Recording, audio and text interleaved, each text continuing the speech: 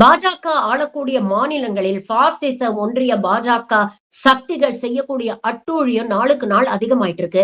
முன்னெல்லாம் ஹிந்து பண்டிகைகள் அன்னைக்குதான் முட்டை வைக்க கூடாது, இறைச்சி வைக்க கூடாது அப்படின்னு இவங்க அழிச்சாட்டியம் பண்ணுவாங்க.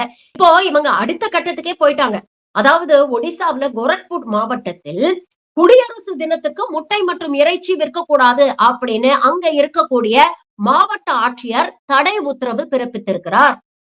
குடியரசு தினத்துக்கும் முட்டை இறைச்சி சாப்பிடறதுக்கும் என்னங்க சம்பந்தம்? இந்தியாவுடைய முக்கியமான பண்புகளில் ஒன்று வேற்றுமையில் ஒற்றுமை.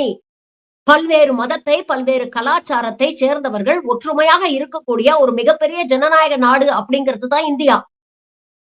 அதை வலியுறுத்தும் வகையில தான் ரிபப்ளிக் டே, இண்டிபெண்டன்ஸ் டே இதெல்லாம் நம்ம கொண்டாடிக்கிட்டு இருக்கோம்.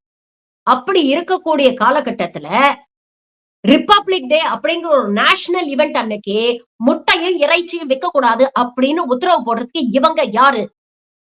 அதிகாரம் இவங்க கையில இருக்கு அப்படிங்கிறதுனால இவங்களுடைய விருப்பத்தை கலாச்சாரமாகவும் இவங்களுடைய எண்ணங்களை சட்டமாகவும் மாத்த முயற்சி பண்றாங்க.